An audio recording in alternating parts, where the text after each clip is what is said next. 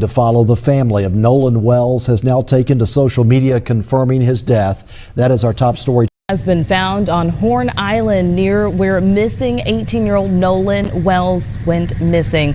Search crews like this one you see here in the air have been searching for him for more than 40 hours now. We got word here just at about 8:45 that there was a body found on Horn Island, and the officials are now working on bringing that back.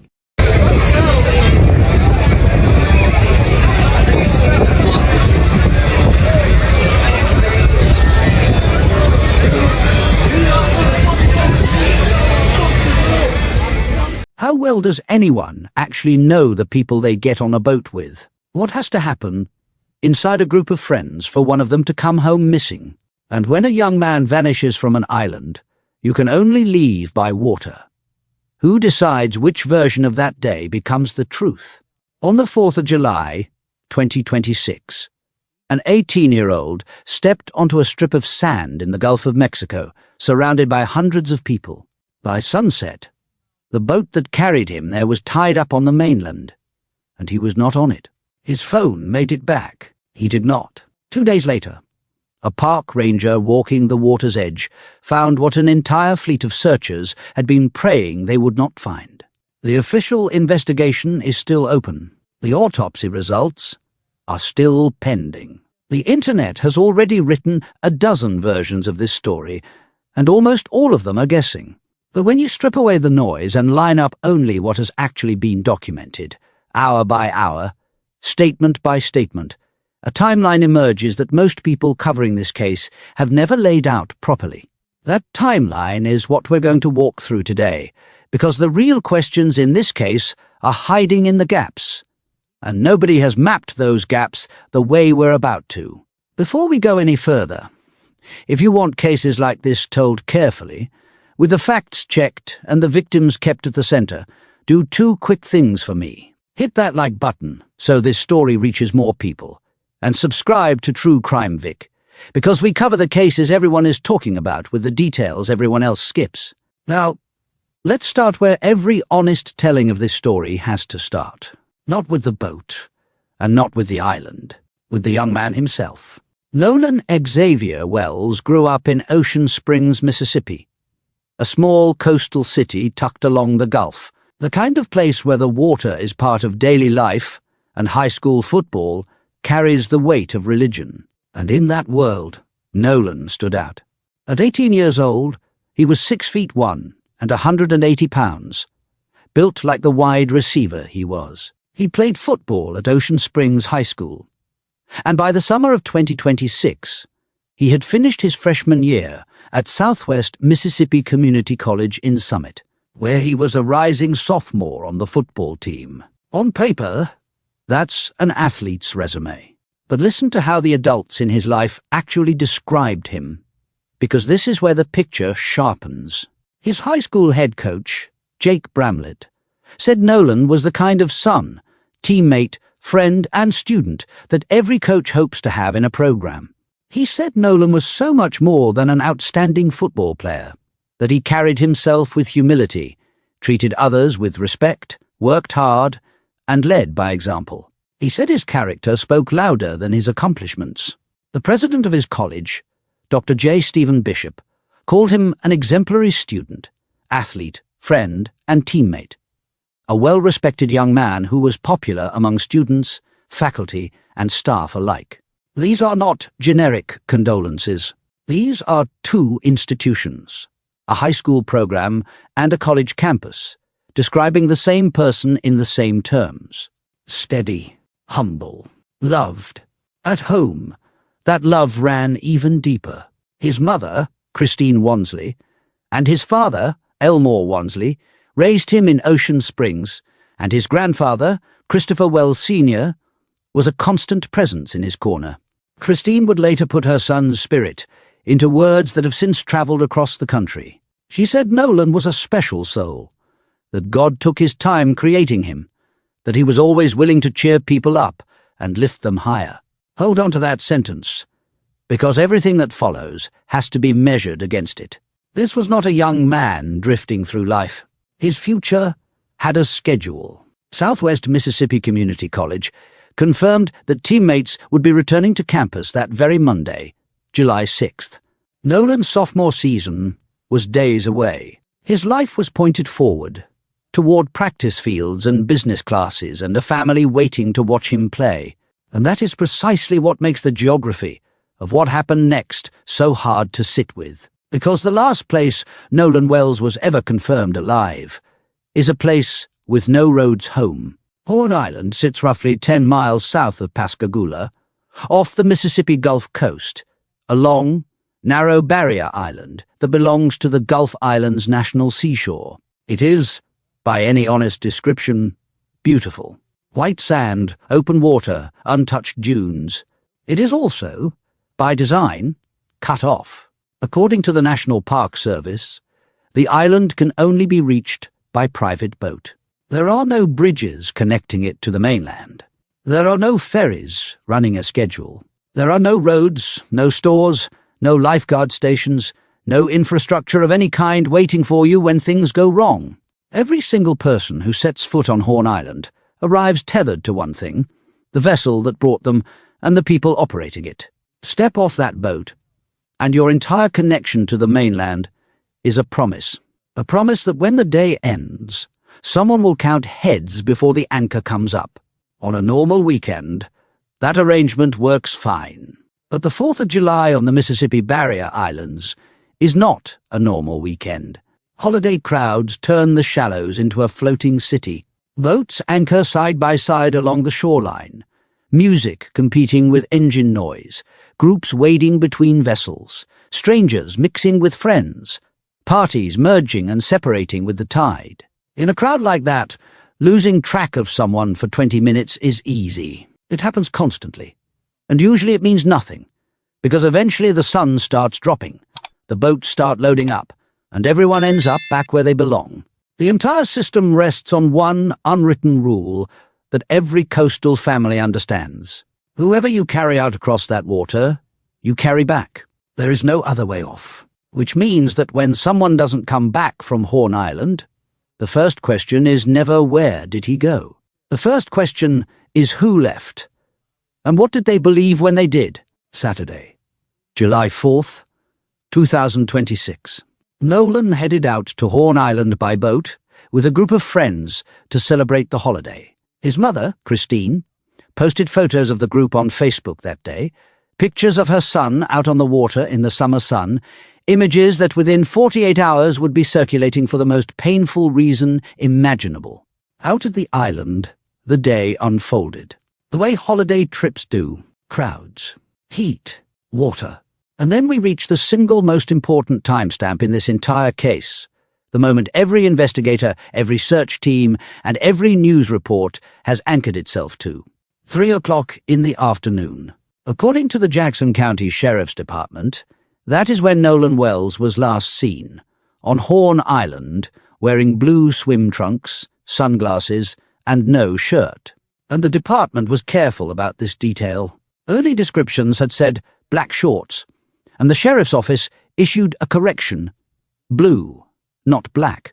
When investigators are publicly correcting the color of a missing person's clothing, it tells you how much weight that final description carries. It's the image every searcher on the water was holding in their mind. There's one more documented detail from that final sighting, and it matters. Josh Gill, the incident commander with the United Cajun Navy, the volunteer search organization that joined the effort, said publicly that Nolan had gone out to the island with some buddies on a boat and was last seen talking to a girl on the north end. Think about what that means for the timeline. At 3 in the afternoon, Nolan is upright, visible, social, having a conversation on the north end of a crowded island. Nothing about that moment, as described, suggests distress. According to later reporting, the young woman he'd been speaking with believed that when they parted ways, he had left with his friends. She thought he was on the boat. Keep that thought in your pocket, because in a few minutes, you're going to hear what the friends thought. And the collision between those two beliefs is the exact point where this case stops making easy sense. Because, as the afternoon wore on, the island began to empty. That's how Barrier Island holidays end. Boats peeling away one by one, racing the light back to the mainland. And at some point during that exodus, the boat Nolan had arrived on pulled its anchor and made the 10-mile run back to the Mississippi coast. Nolan Wells was not aboard. Here is what investigators have said about that departure, and I want to give it to you exactly as it has been reported, without adding a single ounce of interpretation. According to investigators, the group returned to the mainland without him, because they believed he had found another ride back with someone else. That is their stated belief, as it has been relayed through official channels and press reporting. No one in that group has been charged with anything. Authorities have not accused them of any crime, and Sheriff John Ledbetter's department has said that at this stage there is no initial evidence suggesting foul play. All of that is on the record, and all of it deserves to be said plainly. But a factual timeline is allowed to hold questions, and this one holds several that investigators themselves will have to answer. On an island reachable only by private watercraft, catching another ride is not like grabbing an Uber. It means finding a specific boat with space, headed to the right dock, captained by someone willing to take you. It's possible. On a crowded holiday, people do hitch rides between vessels. But it is an assumption. And on Horn Island, an assumption like that carries the full weight of someone's safety. And then there is the phone. At some point during that day, Nolan became separated from his cell phone. We know this because his mother, Christine, confirmed that the phone was recovered and returned to her. Where exactly it was found, and when, has not been publicly detailed by authorities, so I won't pretend to know. What we can say is this: an 18-year-old in 2026 without his phone has no way to call for a pickup, no way to text his location, no way to tell anyone which boat he supposedly caught. Whatever plan anyone believed Nolan had, he had no way to confirm it, change it, or cry out from it. The device that should have been his lifeline came home. He didn't. Saturday night settled over Ocean Springs, and in the Wansley household, the hours started doing what hours do to a waiting parent. The boat was back. The holiday was over, and Nolan's door never opened. Late that Saturday night, according to Sheriff Ledbetter, Christine Wansley reported her son missing. Stop and sit inside that phone call for a second. A mother who had spent the day posting happy photos of her boy on the water, now giving a dispatcher his height, his weight, his blue swim trunks, and the name of an island 10 miles out in the Gulf. From that moment, the machinery of a full-scale search began to turn. The Jackson County Sheriff's Department took the lead and established a command post on the coastline. The Mississippi Department of Marine Resources put assets on the water. The Gulf Islands National Seashore, the federal stewards of Horn Island itself, joined in. The United States Coast Guard came in over the water and from the air. And the United Cajun Navy, the volunteer force known for showing up when families are at their most desperate, mobilized alongside them. Local, state, federal, and civilian, all converging on one narrow ribbon of sand, searching by land, by sea, and by sky. Through Sunday, the island gave them nothing. And while search crews worked the shoreline and the surrounding Gulf, Nolan's family did the only thing families can do in those hours. They went public, and they begged. Christine asked anyone who had been on Horn Island that holiday to come forward with photographs or video, anything that might help investigators rebuild her son's final afternoon frame by frame. The Sheriff's Department echoed her, urging anyone who had spoken with Nolan on Saturday to contact authorities. And on Sunday night, his college posted a message that spread across Mississippi within hours. The SMCC family, it said, was praying for beloved football player Nolan Wells, his loved ones, and everyone involved in the search, and it asked the community to pray for his safe return. By Monday morning, Christine's own words had turned raw. She wrote that she and Nolan's father, Elmore, were not okay. She said they had so many questions. She said their hearts were breaking, that they kept waiting for Nolan to walk through that door with his beautiful smile and, of course, a joke. She said they were praying their son was alive and safe. That post went up Monday morning, July 6th. She could not have known, as she typed it, how close the answer already was, because at roughly 8:45 that same Monday morning, on the northwest end of Horn Island, near the very stretch of shoreline where Nolan had last been seen talking to that girl 2 days earlier, a park ranger found a body in the water. The discovery came after more than 40 hours of continuous searching. Within hours, Jackson County officials addressed the public. Sheriff John Ledbetter confirmed that the body matched Nolan's description. Coroner Bruce Lind explained that DNA testing would be required for formal identification, but he did not leave the family twisting in ambiguity. There is, he said, no reason to believe it is not him. And that Monday afternoon, the confirmation no one wanted came from the people who loved Nolan most. Christine posted publicly, thanking family, friends, the community, the United Cajun Navy, local law enforcement, and everyone who had poured themselves into the search. Then she wrote the words that ended 2 days of hope. His father, our family, friends and I are absolutely devastated, she said. Her heart was broken for her sweet son, the one who was always willing to cheer and uplift others. Nolan was a special soul. God took his time creating him, and she asked for one thing in return for all of it: time and space to grieve. His grandfather, Christopher Wells Sr., also spoke, and what he said deserved to be heard exactly for what it was. He confirmed that his grandson had been found. He said his daughter Christine and her husband Elmore had prayed for a positive outcome while preparing themselves for the worst. He said that now that Nolan had been found, it was time for answers. And then he added something that cuts directly against the storm already brewing online. Be mindful, he wrote, that the family needs space to grieve. There has been enough finger-pointing. Let law enforcement do their job. A grieving grandfather, on the worst day of his family's life, taking a moment to ask the public for restraint. That tells you two things at once. It tells you the kind of family Nolan came from, and it tells you just how loud the finger-pointing had already become. Because, by that Monday, this case was no longer just a Mississippi story. It was a national conversation, trending across social media, dissected by millions of people asking the same cluster of questions. How does a group return from an island without one of its own? How does his phone come home without him? What happened between 3 o'clock and the moment that boat pulled away?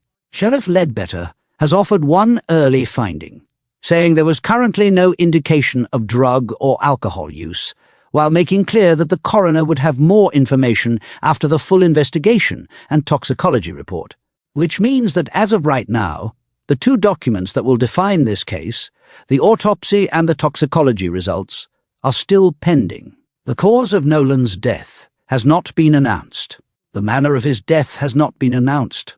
Officially, the question of what happened to Nolan Wells on Horn Island remains open.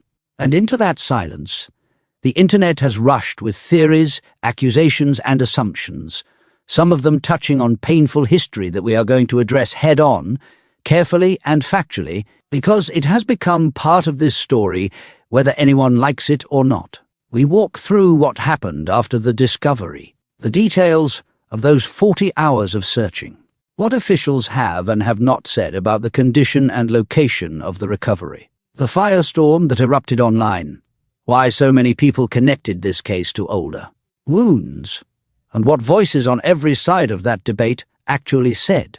The unanswered questions investigators still face, from the identity of the last person to speak with Nolan, to the account of the group that went home without him, to what the pending reports may finally reveal. And through all of it, we keep our eyes where they belong, on an 18-year-old from Ocean Springs who was loved by 2 campuses, adored by his family, and days away from his sophomore season.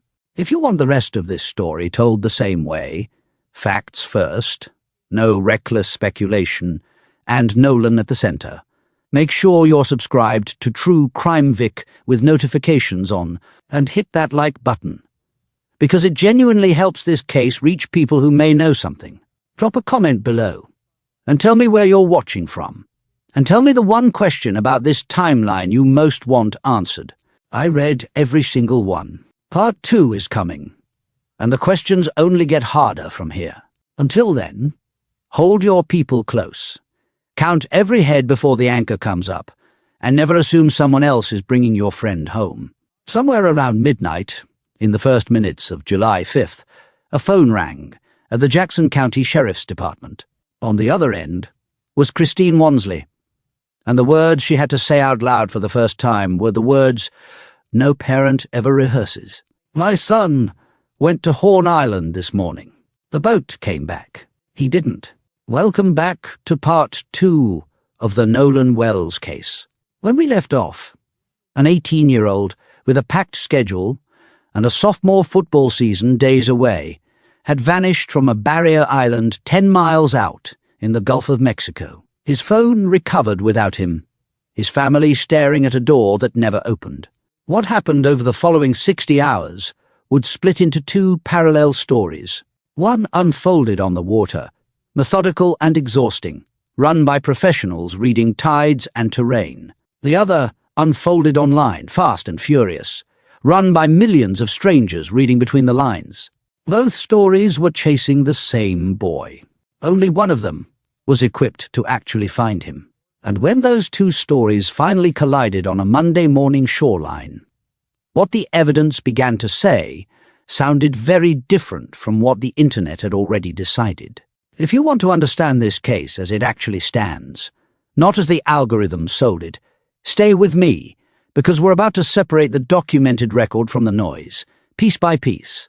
And before we do, take 1 second to hit that like button and subscribe to True Crime Vic, because covering cases this fresh, this carefully, only works when this community keeps growing, and you don't want to miss the updates as this investigation develops. That midnight report set official machinery in motion, but the full weight of the response built through Sunday. At 12:31 that afternoon, the Jackson County Sheriff's Department issued its formal press release. Missing, it said. Nolan Xavier Wells, 18 years old, black male, approximately 6'1", 180 pounds. Last seen Saturday around 3 p.m. on Horn Island. The department would soon sharpen the description with that correction. We talked about in part 1. Blue swim trunks, not black, no shirt, sunglasses. Then, at 5:54 that evening, the department established a command post at the Lake Mars boat launch on the mainland, the staging ground where the search would live, and where, in the days ahead, an entire community would gather. What assembled from there was enormous. Sheriff John Ledbetter confirmed the roster, and it reads like an all-hands alarm across every level of government. The Gulf Islands, National Seashore, the U.S. Park Service, the United States Coast Guard, the Mississippi Department of Marine Resources, the Mississippi Department of Wildlife, Fisheries and Parks. The Biloxi Fire Department put a boat on the water. The Harrison County Sheriff's Office crossed county lines to help. Jackson County Fire Service joined in. And alongside all of them came the United Cajun Navy, the volunteer emergency response organization that has become legendary across the South for showing up when families need bodies on boats and eyes on the water. They brought vessels, drones, and ground teams to comb the island itself, because Horn Island is deceptive terrain. From a distance, it reads as a simple ribbon of sand, but up close, it's a maze of dunes, sea oats, lagoons, and shifting bars, wrapped in currents that don't forgive mistakes. Searchers worked it by air, by sea, and on foot, in brutal July heat, hour after hour. While the professionals worked the water, Christine fought the only front available to her, the digital one. She went public with an appeal that spread across the Gulf Coast within hours, asking anyone who had been on the northwest tip of Horn Island that holiday to send in their photos and videos. Anything that might capture her son in the background of a stranger's celebration. Understand the logic there?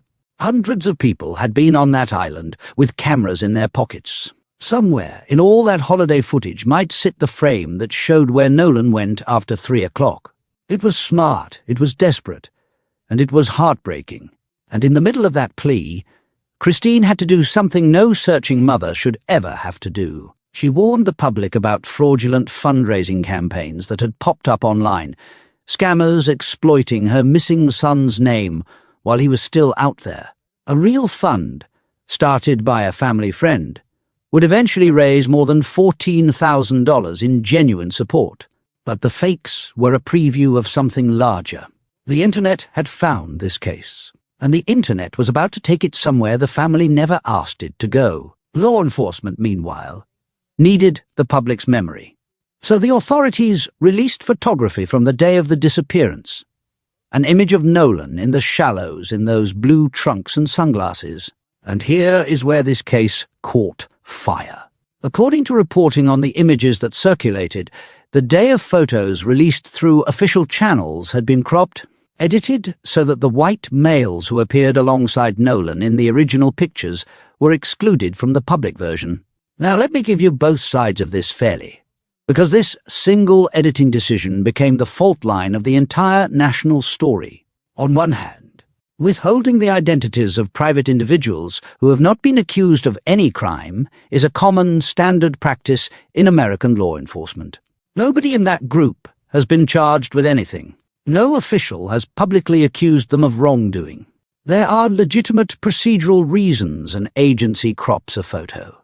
On the other hand, the reporting also noted that it was unclear whether the other young men pictured had even been questioned, and the public was given no explanation for the edit. And in the absence of an explanation, people supplied their own. To huge swaths of social media, the math looked simple and sinister. A black teenager disappears. The people who left the island without him are white, and the first official image released to help find him has those companions cut out of the frame. Commentators online called it protection. Some called it a cover-up. Within hours, the cropped image had jumped from local Mississippi Facebook groups onto national platforms, and the search for a missing college athlete became a full-blown viral event. What followed across X, Instagram, and TikTok was a storm this family never invited. Amateur detectives began combing through the social media accounts of Ocean Springs teenagers, freeze-framing holiday videos, hunting for anyone who might have been on that boat. Theories multiplied by the hour, and I want to be precise about how I present them, because precision is exactly what most of the coverage abandoned. People asked whether there had been a confrontation on the island. People asked whether the young woman Nolan was last seen speaking with had played some role. People asked whether leaving him behind had been deliberate. Every one of those theories was, and remains, pure speculation. Not one of them is supported by anything investigators have released. And running alongside the suspicion came its ugly mirror image. Victim blaming. Anonymous accounts arguing that an 18-year-old should have managed his own ride home, as though the failure belonged to the boy who got left instead of the system of trust that left him. That current got strong enough that one of the most prominent voices in the country stepped in to push against it. The author and historian Ibram, the 10th Kendi, wrote publicly that he was seeing too many people, particularly black people, criticizing Nolan for going to the island as the only black person with his white friends, implying, if not outright saying, that he should have known better. Kendi's point was a defense of Nolan, a refusal to let the burden of what happened be shifted onto the victim. Others drew comparisons to the 2018 death of Tamla Horsford, the Georgia mother found dead after a house party where she was the only black guest, a case whose unanswered questions still ache for that family years later. Whether or not the comparison fits the facts here, it explains the fear. For millions of people, this case pressed directly on a historical wound, and the emotion flooding those timelines was real, even where the information wasn't. But there is a cost to a viral manhunt, and it lands on the people least able to absorb it. While hashtags trended, Christine and Elmore Wansley were physically standing at a boat launch, watching search vessels head out and come back empty. The theories being traded like entertainment were about their child. And by Monday, the pressure had grown so suffocating that Nolan's grandfather, Christopher Wells Sr., logged onto Facebook and addressed the entire internet directly. His daughter and her husband had prayed for a positive outcome, he wrote, while preparing themselves for the worst. Now it was time for answers. But be mindful, he continued. The family needed space, and they needed to grieve. There has been enough finger-pointing. Let law enforcement do their job. Read that again, and absorb what it took. A grandfather, in the rawest hours of his life, spending his strength asking strangers for restraint. He understood something the algorithm never will. Speculation doesn't search shorelines. Outrage doesn't read currents. And no theory, however loud, was going to bring his grandson across those 10 miles of water. The Gulf answered before the internet did. On Monday morning, July 6th, search boats deployed again at first light, the last vessels leaving the launch just before 8 a.m. That same morning, 90 miles inland, Nolan's teammates at Southwest Mississippi Community College, arriving back on campus for the start of football activities, the very return date Nolan had circled, and the school was already arranging professional counselors and local ministers to meet them because everyone understood what might be coming. At approximately 8:45 a.m., it came. A United States Park Ranger patrolling the northwest end of Horn Island spotted a body in the water at the shoreline, remains that appeared, according to the coroner's office, to have washed up on shore, close to the same stretch where Nolan had last been seen alive 2 days before. The search was stood down. The recovery began, and the 2-day vigil at Lake Mars transformed, in a single morning, from a rescue staging ground into a gathering place for grief. Sheriff Ledbetter addressed the public with the discipline this moment demanded. The remains matched Nolan's description, he confirmed. Jackson County Coroner Bruce Lind explained that DNA testing would be required for a formal identification, but he refused to leave the family suspended in false hope, telling reporters plainly that there was no reason to believe it was not him. The confirmation that mattered most came just before 1 p.m., when Christine posted the message we ended Part 1 with, thanking the family, friends, community, the United Cajun Navy, and law enforcement, and telling the world that her heart was broken for her sweet son, the special soul God took his time creating. Ocean Springs School District confirmed it that afternoon. His high school coach spoke of his humility and leadership. His college president called the entire Southwest family heartbroken. 2 campuses, 1 town, and a national audience of strangers all mourning the same young man, most of them having learned his name only 48 hours earlier. And the sheriff said one more thing that day, something that deserves far more attention than it received. He asked the public, first and foremost, to give the family space and time. And, notably, he extended that request to all of Nolan's close friends, the same young people the internet had spent the weekend hunting. Then he gave his assurance that the Jackson County Sheriff's Office was looking at this case exactly the way it would look at any other. That is a law enforcement leader telling you 2 things simultaneously. The investigation is real, and the digital vigilantism needs to stop. So where does the evidence actually stand? Here is the complete documented picture as of right now. And notice how it compares to the weekend's theories. Officials have said the circumstances currently appear consistent with an accidental drowning. Sheriff Ledbetter stated there was no indication of drug or alcohol use, while making clear the coroner would know more after the full investigation and toxicology report. Investigators have said they found no initial evidence suggesting foul play. An autopsy was scheduled for Tuesday, July 7th, to determine the official cause and manner of death. And as I record this, those results have not been publicly released. Nothing has been ruled in. Nothing has been formally ruled out. The case remains active, with detectives working backward through the timeline, interviewing people who are on the island, and continuing to ask anyone who spoke with Nolan that Saturday to come forward, because even a small detail could matter. That is the honest state of this investigation. Not a confirmed crime, not a closed accident, an open file, with professionals still inside it.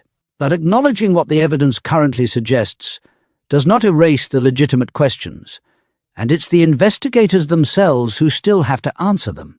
There is the departure. The group's stated belief, as relayed by investigators, was that Nolan had found another ride back, and detectives will have to establish exactly how that belief formed. What was said, what was checked, and what wasn't, on an island where every ride home is a specific boat with a specific captain. There is the young woman from the North End, whose reported account, that she believed Nolan had left with his friends, makes her recollection of their conversation one of the most valuable pieces of testimony in the entire case. There is the phone, recovered and returned to Christine. Its exact journey that day still not publicly detailed, its data presumably now in investigators' hands. And there is the window itself, the hours between 3 p.m. and nightfall on July 4th, which the crowdsourced photos and videos Christine begged for may yet illuminate frame by frame. These are not conspiracy theories. These are the ordinary, necessary questions of a death investigation. And the difference between asking them and answering them is the difference between the Internet's job and law enforcement's. Strip away everything else, and here is what this case leaves behind. A young man his family called Nono, a 2025 graduate of Ocean Springs High School who played multiple sports and carried himself in a way that made 2 coaching staffs and an entire campus grieve him like family. A wide receiver who was supposed to walk into practice on the exact morning his body came ashore. A mother whose last happy act of that holiday was posting pictures of her boy on the water. A grandfather who met the worst week of his life with more grace than the internet met it with curiosity. Nolan Wells spent 18 years lifting the people around him, and in the end, the record of his life is stronger than any theory about his death. The autopsy will speak. The toxicology will speak. The investigation will run its course. And when official findings are released, this channel will bring them to you accurately, because this family deserves answers delivered with care, not content delivered with clicks. If you want that update the moment it comes, subscribe to True Crime Vic and turn on notifications, and hit that like button so this case, told responsibly, outranks the versions that aren't. Tell me in the comments which unanswered question you believe the investigation must resolve first, and where in the world you're watching from, because I read every single one. Until next time, look after the people you love. Never leave the island until everyone is on the boat, and hold the Wansley and Wells families in your thoughts tonight. Stay safe and stay vigilant.